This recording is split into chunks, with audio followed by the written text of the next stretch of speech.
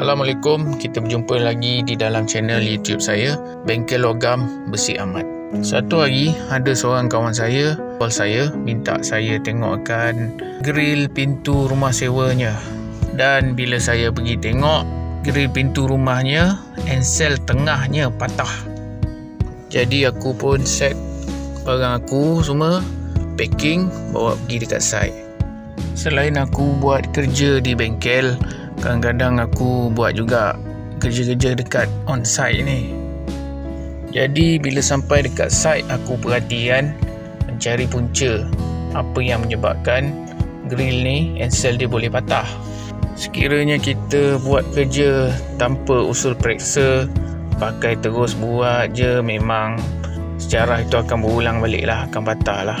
Kita kena tahu apa punca dia, kemudian repair. Semoga insya-Allah pada masa akan datang tidak patah lagi.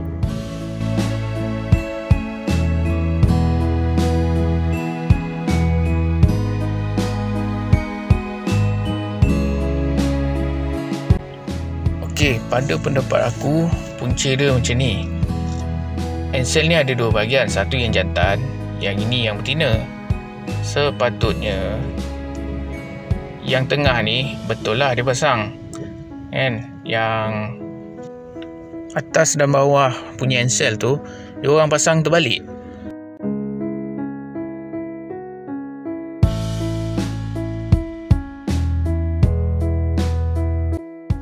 Sebab apa aku cakap terbalik? Tengok sini balik, kan? Yang jantan ni ensel ni dia mendongak ke atas, dia punya batang tu. Patutnya yang jantan tu berada di belah kanan, yang betina tu berada di belah kiri. Bila mana ia pasang terbalik, maka yang jantan tu akan terlucut lah dari lubang tu. Untuk yang tengah ni aku dah pasang balik dan aku ikat dengan G-clamp.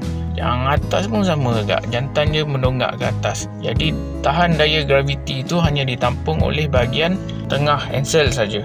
Okey, lepas tu aku ikat balik dengan G-clamp dengan ensel baru. Bahagian tengah tu masih lagi boleh digunakan. Dia punya koyak pun agak besar, jadi welding secara bridging. Bahagian atas aku weld dengan ensel baru. Ini ensel bahagian tengah aku dah weld dan tutup lubang yang koyak. Atas bawah pun aku dah welding dengan ensel baru. Okey lah, insyaAllah lah. Aku ingat untuk ensel baru ni bolehlah tahan sampai 20 tahun hingga ke 50 tahun. Sampai di sini saja untuk video kali ini. Semoga kita berjumpa dalam video akan datang. Assalamualaikum.